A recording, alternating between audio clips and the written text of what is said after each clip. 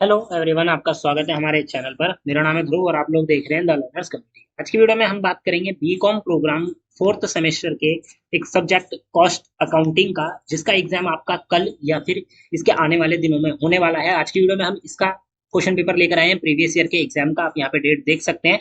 ये जो question paper है ये है 26 तारीख 5वां महीना 2025। ठीक है, पिछले साल छठे महीने में आपका जो है एग्जाम हुआ था। आज की वीडियो में हम ये क्वेश्चन पेपर आप लोगों के लिए लेकर आए हैं ताकि आप लोगों को आइडिया लग सके कि कॉस्ट अकाउंटिंग का जो क्वेश्चन पेपर है किस टाइप का आता है, किस टाइप के क्वेश्चन पूछे जाएंगे।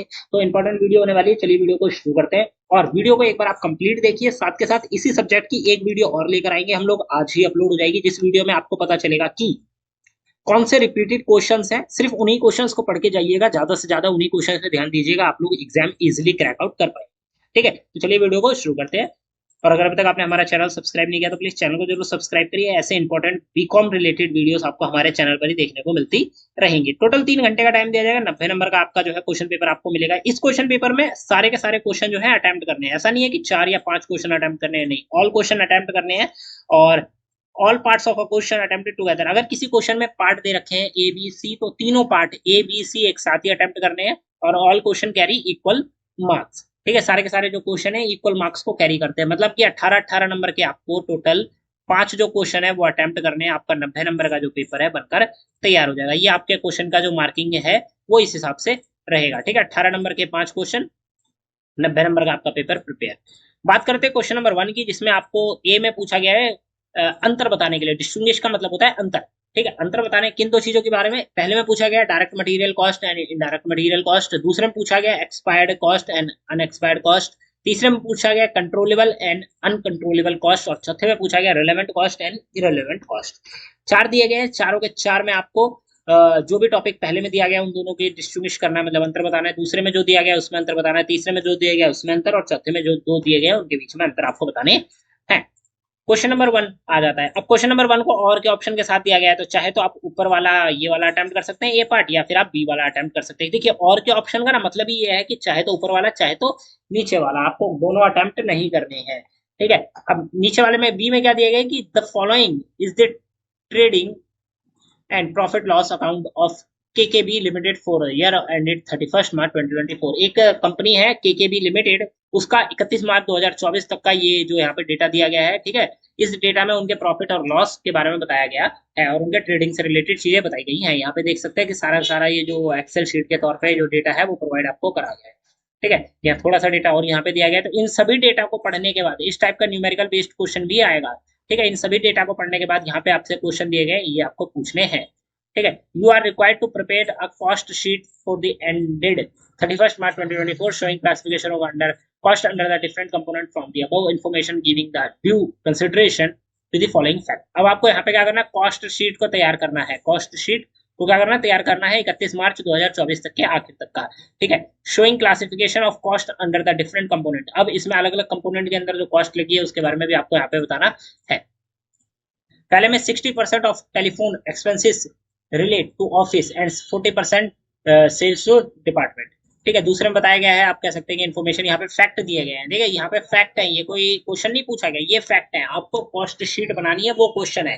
फैक्ट क्या है कि भाई 60% फोन के एक्सपेंसेस थे और ऑफिस का एक्सपेंसेस जो 40% था वो सेल्स का था। अब बात करें 25% जो है सैलरी रिलेटेड टू फैक्ट्री, 50% है to offices and 25% to sales department. भाई सेल्स डिपार्टमेंट के पास 25% सैलरी जाती है, 25% सैलरी जाती है फैक्ट्री के वर्कर्स के पास, और 50% सैलरी जाती है ऑफिस वर्कर्स के पास। फिर तीसरे में 50% establishment expenses related to office, 50% of sales. ठीक है, ये हो जाता है। अब क्वेश्चन नंबर 2 आता है कि KB limited is a manufacturer of tubes. KB limited क्या है, मैन्युफैक्चरर है किसका, ट्यूब्स का।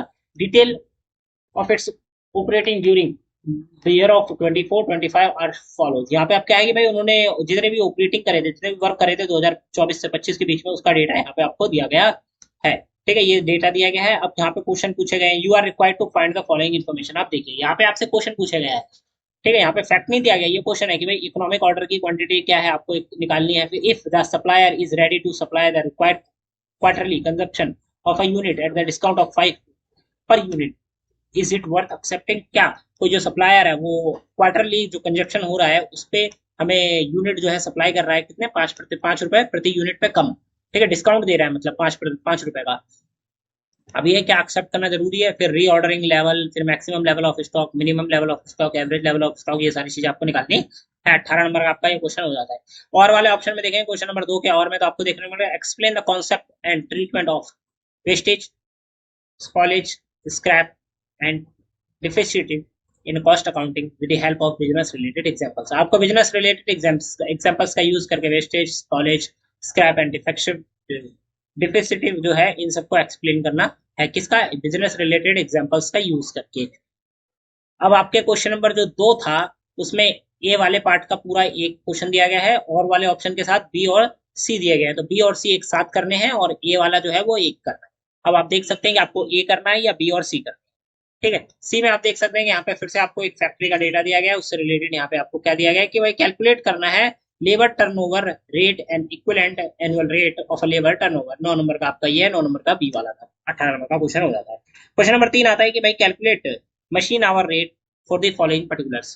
ठीक है, यहाँ पे भाई मशीन आवर रेट जो है वो आपको यहाँ पे कैलकुलेट करना है, डेटा यहाँ पे आपको दिया गया है, इस डेटा का यूज करके 18 नंबर का आपका क्वेश्चन हो जाता है। फिर क्वेश्चन ही दे दिया गया, क्या करना है कि भाई मशीन आवर, मशीन का जो घंटे का रेट है वो आपको यहाँ पे कैलकुलेट करके यहाँ पे एक्सप्लेनेशन देनी है। फिर और वाले ऑप्शन के साथ आता था बी और सी आप कर सकते हैं। Define overheads, give their classification and example, explain fixed, variable and semi variable overhead in detail, ये आपको यहाँ पे बताना है। सी में आपसे पूछा गया कि explain different method of absorption, absorption के अलग अलग जो मेथड्स है ओवरहेड्स वो आपको बताना है। Also explain there relative advantage and disadvantage, आपको एडवांटेज और डिसएडवांटेज वो भी बताना है। 12 नंबर का आपका क्वेश्चन हो जाता है।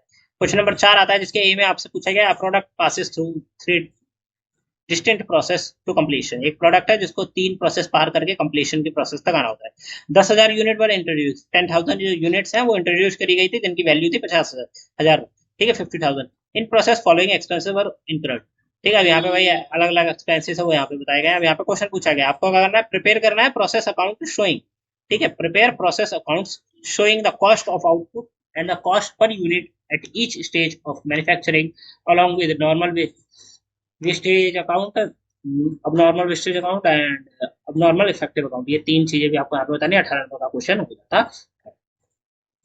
और वाला ऑप्शन आता है, और वाले ऑप्शन में बी और सी दिया गया, कोई सा भी मतलब दोनों अटेम्प्ट आपको करने हैं अगर आपको पूरा क्वेश्चन करना है तो। Explain job costing as a method of costing, also state the industries where it can be used with the help of examples. ठीक है, कॉस्ट जो है क्या है, job costing as a method of costing, job costing जो है उसको method of costing के तौर पे आपको एक्सप्लेन करना है। ठीक है, और ये कहाँ यूज होती है ये भी आपको बताना है। Give your views regarding justification in changing profit on A implicit contract, explain the method of changing profit in incomplete, sorry implicit नहीं होगा, इनकम्प्लीट कॉन्ट्रैक्ट हो जाता है। ठीक है, इनकम्प्लीट कॉन्ट्रैक्ट। तो अब आपको यह बताना है कि भाई इनकम्प्लीट कॉन्ट्रैक्ट में अगर हम चेंजिंग प्रॉफिट करते हैं तो उसके क्या बात है उसके बारे में। ठीक है, और मेथड बताना है changing concept in incomplete contract. ठीक है, अब 5वां क्वेश्चन आता है आपका कि भाई ये में आपको यहाँ पे दिया गया है क्या, ट्रक के बारे में। ट्रक की कैपेसिटी क्या है, ट्रक ऑफ 5 टन कैपेसिटी। ठीक है, यहाँ पे आपको 5 टन ऑफ कैपेसिटी का पर ट्रक का डेटा दिया गया है। अब आपको यहाँ पे करना है one one round per day is 60 kilometre each way, capacity utilise 100% for outward round, 20% on return round, average operation 25 days per month. ठीक है, you are required to find operating cost per tonne kilometre. ठीक है, भाई 1 ton को ले जाने के लिए हर किलोमीटर पे कितना ऑपरेटिंग कॉस्ट लगता है ये आपको यहाँ पे बताना है। ठीक है, यहाँ पे उससे रिलेटेड सारा डेटा दिया गया है कि भाई ट्रक का कॉस्ट क्या है, एस्टिमेटेड लाइफ क्या है, ठीक है, उस पर इंश्योरेंस कितना है, फिर भाई रोड टैक्स कितना लगता है, ठीक है, क्लीनर्स का वेजेस कितना लगता है, ड्राइवर की भी वेजेस कितनी है, ठीक है, supervision, repair, maintenance, diesel and oil, ये सारी चीजें लगती है एक ट्रक को खरीद के चलाने तक के लिए। ठीक है, अब देखिए अब आपको क्या करना है भाई, एक दिन में 1 किलोमीटर पे 1 टन जो सामान है उसको ले जाने में 1 किलोमीटर कितना पैसा लगता है ये आपको आपको बताना है। बी में आपसे पूछा गया भाई, ये 9 नंबर का था आपका। बी में पूछा गया from the following figures prepare a reconciliation statement. Reconciliation statement जो आपको यहाँ पे तैयार करना है, ये डेटा यहाँ पे आपको दिया गया है। फिर और वाला ऑप्शन आ जाता है जहाँ पे सी, डी और ई दिए गए हैं आपको 3। ठीक है, 6 नंबर के 3 है। What is integrated accounting state in advantage, integrated accounting क्या होता है और इसके एडवांटेज भी आपको बताने। What do you mean by control account and under non interlegible account system.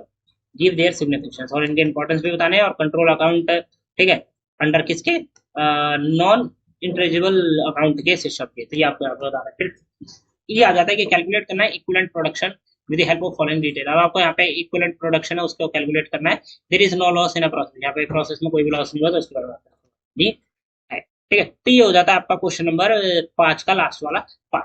ठीक है, यहाँ पे आपके सारे क्वेश्चन कंप्लीट हो चुके हैं। यहाँ पे मैं हिंदी मीडियम के स्टूडेंट्स के लिए क्वेश्चन दिखा देता हूँ, आप लोगों को ये क्वेश्चन पढ़कर आ जाएगा। ठीक है, अगर आपको कोई भी इशू होता है क्वेश्चन से रिलेटेड तो आप लोग डायरेक्ट हमसे कांटेक्ट कर सकते हैं कमेंट बॉक्स में, या फिर आप लोग हमसे टेलीग्राम पर, इंस्टाग्राम पे बात कर सकते हैं, आपके सारे डाउट क्लियर करे जाएंगे। क्वेश्चन नंबर 2 आपका आता है जिसके ए में आपको डेटा दिया गया है कंपनी का। ठीक है, यहाँ पे उससे रिलेटेड क्वेश्चन पूछे गए हैं।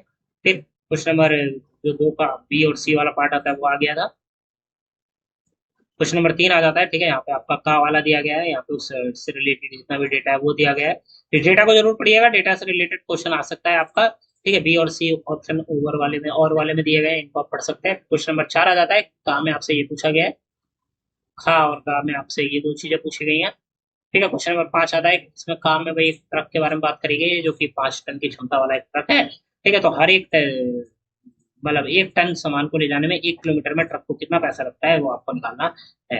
ये आपका बी वाला पार्ट हो जाता है। ठीक है, यहाँ से उससे रिलेटेड क्वेश्चन सी, डी और ये आपका ये। ठीक है, तो ये क्वेश्चन है सारे के सारे इंपॉर्टेंट आप लोगों के लिए, इनके प्रिपेयर करके जाइएगा एग्जाम से पहले एक बार, और साथ के साथ हमारी जो रिपीटेड क्वेश्चन की वीडियो आने वाली है उसको भी एक बार कंप्लीट देखिएगा। एक ही वीडियो में आपको हम सब क्लियर कर देंगे ताकि आप लोगों के सारे डाउट जो है क्लियर आउट हो जाए। डिस्क्रिप्शन बॉक्स चेक करिए, टेलीग्राम और इंस्टाग्राम पे हमसे कनेक्ट होने के लिए, और इस क्वेश्चन पेपर को देखने के लिए हमारी वेबसाइट का लिंक आपको डिस्क्रिप्शन बॉक्स में मिल जाएगा। तो मिलते हैं अगली वीडियो में। Thanks for visiting on my channel guys.